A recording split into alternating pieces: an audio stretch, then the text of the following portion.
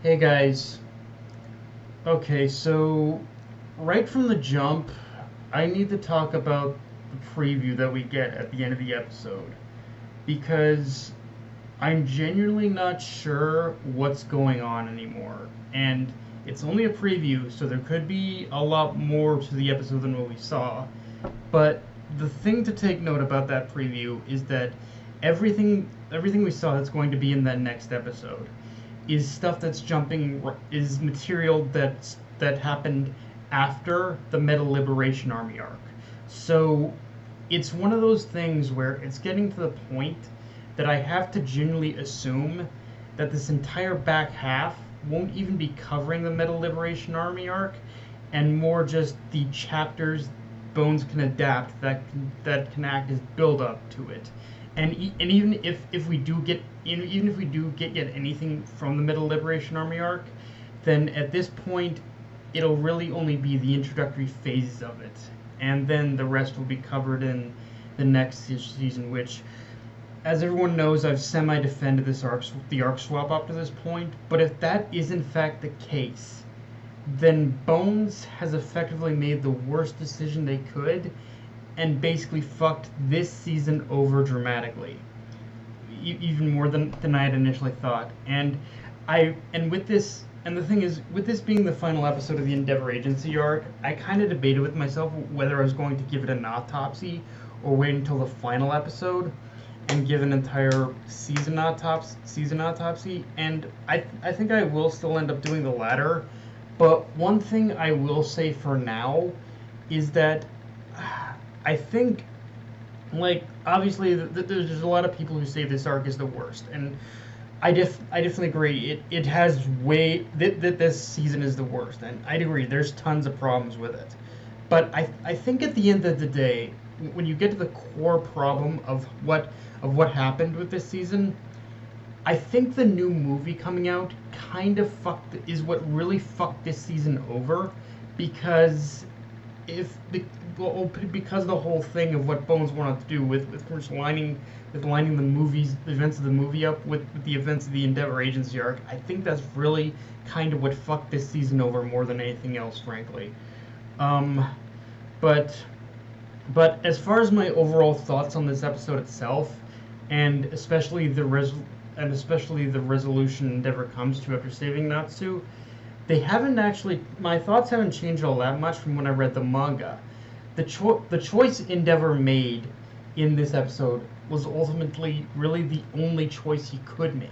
Like, it's sad to say, but I genuinely believe that even if Natsu hadn't been taken hostage, even if Endeavor wasn't put into a situation where he felt so powerless that all he could do was rely on Shoto and the others to save Natsu, it's one of those things where it ultimately wouldn't have mattered. Like, this is one time where it didn't where a villain attack didn't really change the outcome. I mean, don't get me wrong, the experience as a whole has definitely left Natsu with a lot more of a shock to his system than what he would have than what he probably would have ever thought possible. Like, after this, like, what he's thought about in what he thinks about Endeavor now compared to what he has perceived or tricked himself into believing he'd always be has definitely changed.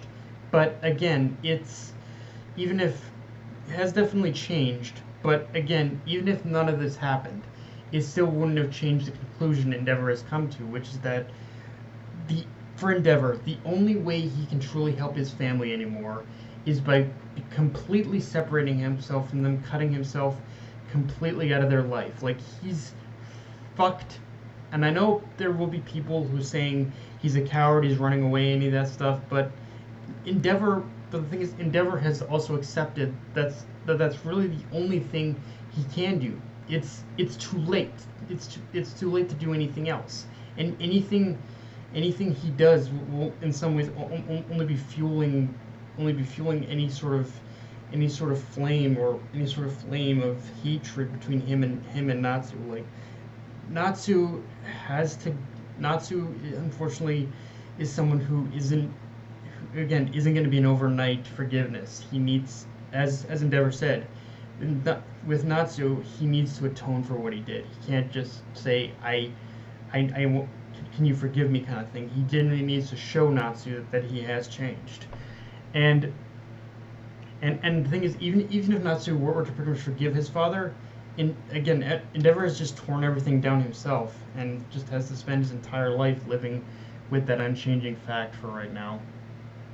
Now, as far as the villain himself, Ending is kind of a weird part of this arc because, on one hand, I'm gonna instantly forget about him by the next episode, but on the other hand, in the moment, I kind of like how pretty much everything else in Endeavor, how pretty much like everything else in Endeavor's life, Ending is basically a ghost from the past who's come back to haunt him, and even more so, in a lot of ways, Ending is kind of the definition of a monster of Endeavor's own making, to the point where he he is the embodiment of every single mistake Endeavor has made as a hero, to the point where like it pretty much, and you see it yourself in this episode.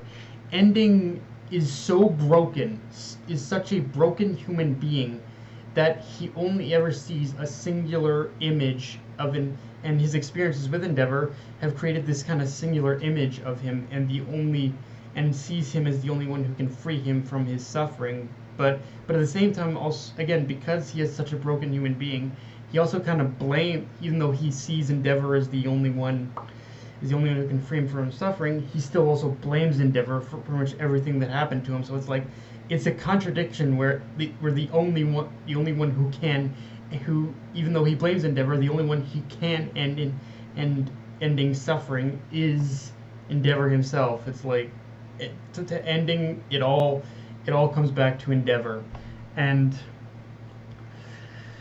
on the other side of that coin, we have Natsu. In a lot of ways, is the representation of every mistake Endeavor has made as a father. And this whole hostage scenario was in